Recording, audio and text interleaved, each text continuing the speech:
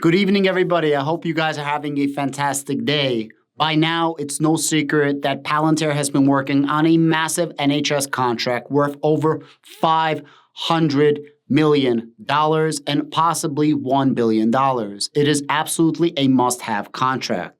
At first, we were so worried if we were qualified or not, if there's any competition or not against Palantir.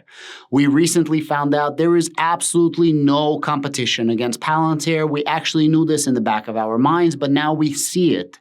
The only delay that's been happening against Palantir getting this NHS contract is truly 100% political. Because of course, nobody wants to pay attention to the data. Nobody wants to focus on Palantir actually working, actually saving lives, and actually does efficiently what it says that it's going to do. Make you better. Plain and simple. Palantir makes you better. And a lot of people are just absolutely avoiding that fact. On March 15th, Palantir is about to have a debate with Foxglove. And the debate is going to be literally in front of the entire UK nation and the world. If you guys want to watch on my channel, I will be filming it live.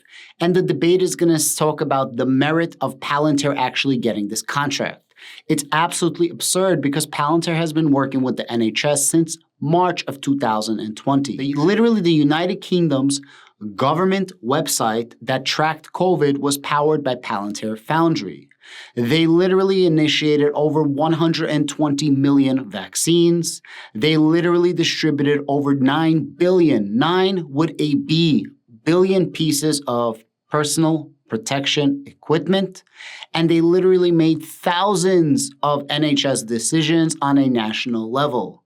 All this is still not enough proof for some people that Palantir absolutely 100% works and saves lives. Since that was on a national level, Palantir decided to work with some local hospitals. Westchester Minster is just one example of Palantir working with a local health solution for the NHS. And with them, they did several different things, including reducing wait times by nearly 30%. This is documented, and saving lives through their cancer pathway solutions. And the cancer pathway solutions is literally at the specific time that you spoke to your healthcare provider, all the way till the end of your life cycle with cancer. And this solution is powered by Palantir Foundry. And this solution has two goals: reduce the amount of wait time for everything throughout the entire life cycle, and number two, to increase safety during that life cycle. And everybody seems to be avoiding the fact that Palantir is actually working with the NHS and other places in the world. But let's talk about specifically the NHS on a national level and a specific location level. This is all going out the window because, of course, Palantir is co-founded by Peter Thiel, who's friends with Donald Trump and one of the largest supporters of the Republican Party. So therefore, Palantir can't possibly work and cannot possibly be saving lives. There is a not-for-profit organization called the Institute for Government, and they have get-togethers, and they're not-for-profit to show how tech can revitalize and make governments more efficient, how they can work. They had Palantir present at this many times before, not only Palantir, other companies as well, but definitely they showcase Palantir because Palantir works and they work with the NHS. Now, they don't get a lot of views and they don't get a lot of attention, and Palantir has been on their show for quite some time. The reason why I'm bringing this up, and I'm going to play you a clip right now, there's a woman called Valentina. Valentina happens to be a software engineer as well as a project manager for Palantir. She goes into detail over the course of the next 10 minutes about how effective Palantir is with working with the NHS and the massive capabilities that they have done with the NHS. I think it is vital for any Palantir holder, whether you are pro or con Palantir, whether you hold, want to buy, want to trade, want to increase or decrease, that you watch this Palantir presentation by Valentina. This is 100% the cold, hard facts and data, not opinion, but in actuality, how Palantir works with the NHS. I think it is extremely, extremely important that people watch this video, at least make a comment down below and like it. The more interaction we get, the more this goes to the top of the charts for the almighty YouTube algorithm. And maybe it's going to get some traction before the March 15th debate. Because although Palantir can debate as best as they possibly can, at the end of the day, perception also wins debates. So let's try to increase the perception of Palantir, and that perception is the facts and the truth that Palantir is absolutely unbelievable and saves lives. Despite all of this, despite all of the capabilities and all the know-how, and all of the actually we get shit done, Palantir is still fudded on. Palantir is still shitted on. And it's absolutely disgusting and disrespectful and just plain bad taste. I'm going to play you this right now. Please sit back, relax, and enjoy. This is a must watch if you have anything to do with Palantir. Hi, everyone. I'm Valentina. I am a software engineer and product manager at Palantir. And today what I'm going to talk to you about is our work on suspected cancer pathways at Chelsea and Westminster NHS Foundation Trust. But you'll forgive me for shortening that to ChelWest. So let's start with a little bit of wider context around our work with the NHS so far. So Palantir started working with the NHS in March of 2020, the onset of the pandemic. At first, the NHS used Foundry to provide a single source of truth on the infection spread. So if you've ever seen the gov.uk dashboard on the number of COVID cases, that was powered by Foundry. So over the next year, the NHS went on to use Foundry to allocate ventilator stock, to distribute 9 billion items of PPE, and to, also distribute 120 million COVID vaccines. So these are some pretty awesome numbers. Oh God, sorry. There we go. Apologies. So after doing all of this work on the national level, we started to focus down on with individual trusts, working with trusts to help them manage their wait lists and also facilitate inpatient elective care. One of the trusts that we worked with right from the start was Chelsea and Westminster. And ChelWest now uses Foundry, among other things, to manage suspected cancer pathways. So at this point, you're probably asking, what is Foundry? So Foundry is a piece of software that brings together data from disparate sources, from teams and organizations, all into one place to let users model things, make good insights, and make awesome decisions. How has ChelWest used Foundry? I think before we dive into that, it's probably worth giving you a little bit of background on what a suspected cancer pathway is. So a suspected cancer pathway is the journey that a patient takes from going when a GP refers them to a hospital, right the way through to the moment they have their first cancer treatment. There's a number of targets that need to be hit on that pathway that the NHS sets out for each trust. And this is because of the absolute speed that patients need to be seen as. So those targets, to give you a quick example of how fast those are, within 14 days of their referral, a patient needs to be seen for their first treatment. Seen for their first appointment. Within 28 days, they need to have a diagnosis and they need to be informed of this. And by 60 days, they need to have their first treatment on the pathway. So this is an incredibly speedy timeline. When you compare that to non-cancer pathways, so routine referrals, where the target set out is 52 weeks at the maximum, it's a really different landscape that we're working in. And this speed is for a really good reason, because each of the patients that ChelWest manages, there are 3,000 of them at any given point. Each of them will be going through a tremendously scary and tough part of their lives where they wait to find out if they have cancer or not. So whilst getting them this diagnosis quickly is really important from a clinical standpoint to improve their outcomes, it's also very emotionally important for each of these patients.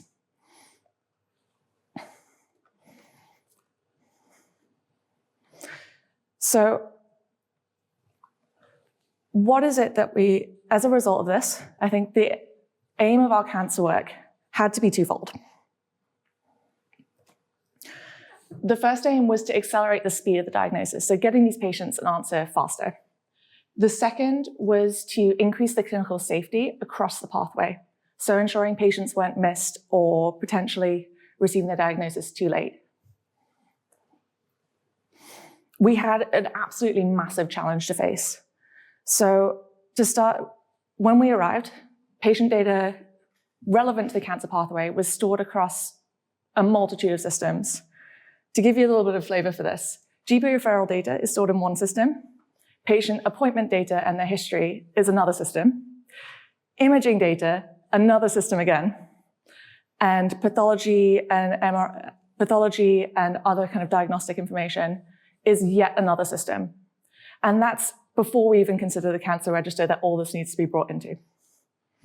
So it's incredibly complicated, and staff at the NHS had to spend literal days each week bringing together and checking all of these systems for updates on the pathway and bringing that all together into an Excel spreadsheet known as a patient tracking list, or PTL. So by integrating these systems in Foundry, we've been able to connect all of these different sources, all of the kind of teams that need to be involved in managing cancer pathway, and really surface the data that's relevant to them. What you're seeing up on the screen is a notional example of our cancer pipeline.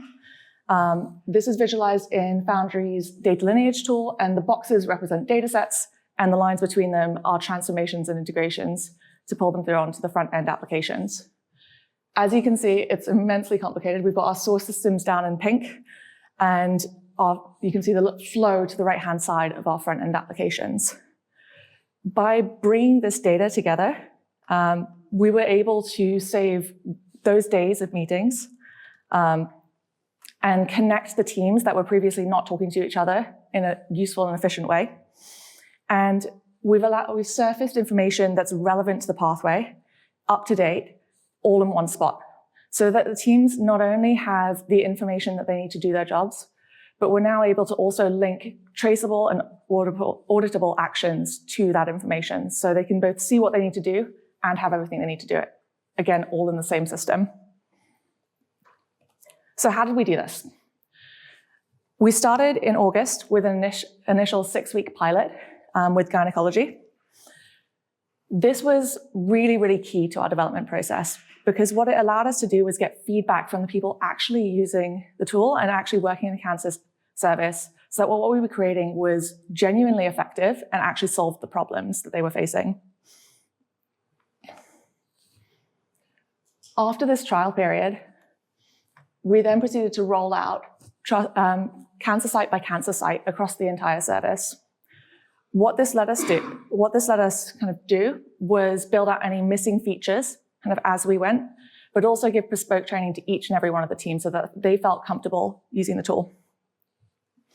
By December, so by Christmas effectively that year, we had the entire cancer service of kind of 180 users, 42 teams across all 13 cancer sites, all using Foundry to manage their cancer pathways. And so as of kind of today, we've managed over 9,000 pathways using Foundry. So overall, what's been the impact of this work? I think the biggest impact that we've had so far has been increasing the effectiveness of each of the members of staff working on cancer pathways. By eliminating the need to copy and update information across systems, we've gotten rid of entire categories of administrative burden. We've also reduced the days spent copying information from system to system to a quarter of what they were. And we've increased the clinical safety of the pathways, because we've completely gotten rid of the risk that patients are missed or information is copied between the various systems. And then, although it's early days, we're seeing some really, really promising results by increasing diagnostic speed. So we've had, just in our 6-week trial alone, we've managed to bring down the lead time for booking the first appointment to half of what it was. And that, among other changes, really, really increasing the speed of the diagnosis pathway. And just a little bit to touch on what's next. So this work has been incredibly rewarding, and it's obviously a huge field in the media right now. It's a big focus. And we work with Chelsea and Westminster to kind of take the tool that we have at the moment, iterate, take their feedback, integrate it all into the same place, improve what we've got, And then going forwards, we start to tackle the kind of really big, meaty, exciting problems. So it's things like mutual aid and load balancing across different cancer services. Thank you very much for listening to what I had to say today. And yeah, thanks for coming to the Bites. Thank you very much.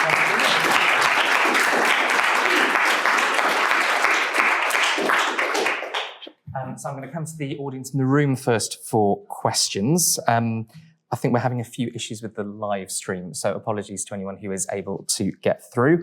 If you are watching us online, it's bit.ly/SlidoDB39 for questions. Please wait for the microphone to come to you if you're in the room.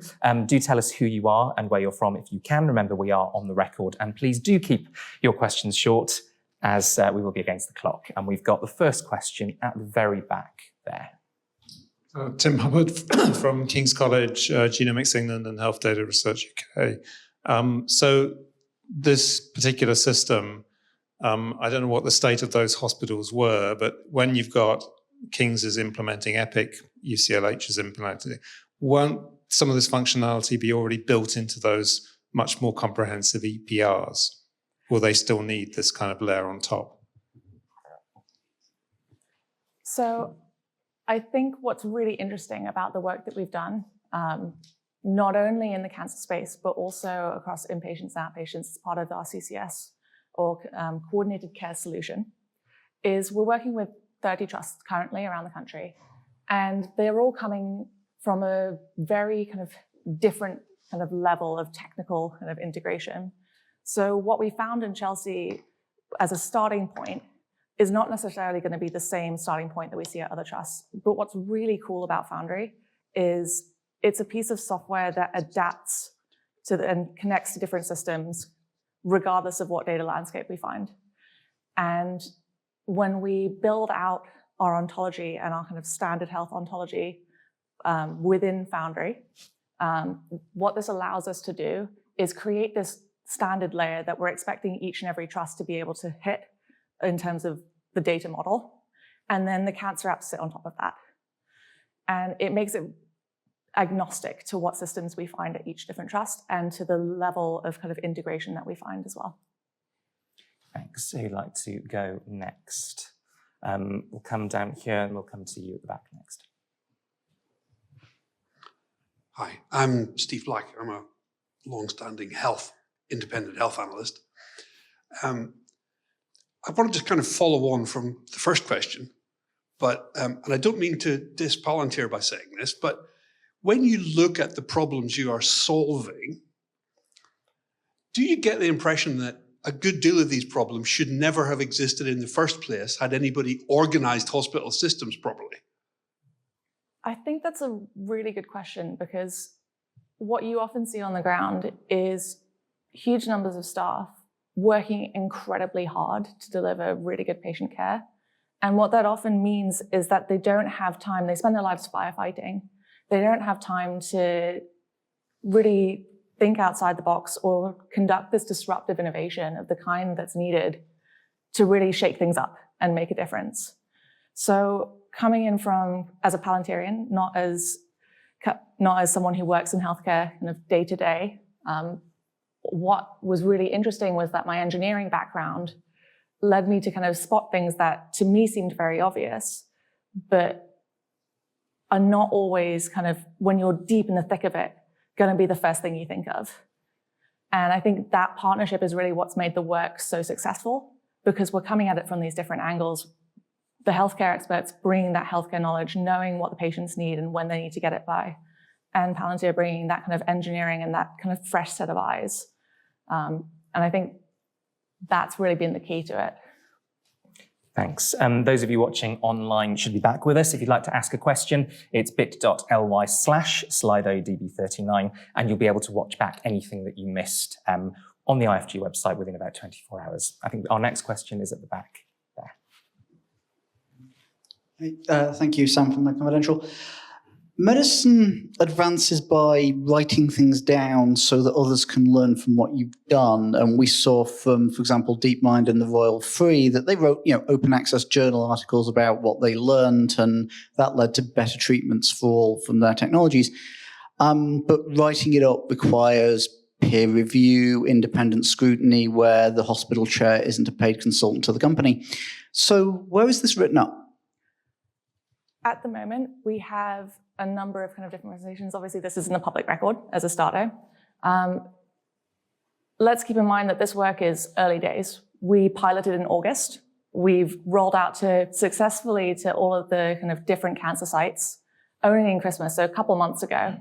And now we're really at the stage of cementing the processes as business as usual and starting to see the improvements come from this. I think that's an absolutely great call out and is something that we should definitely be doing going forwards.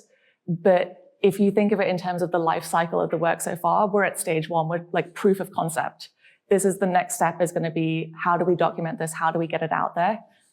Data Bytes is just one step in that. Thanks. Who would like to go next? I've got a question down here.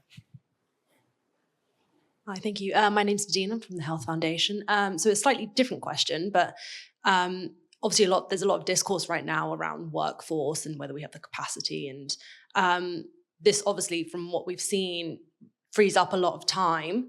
Do you have any feedback, if only anecdotal, on sort of staff perceptions of this innovation and how they've been receptive to it?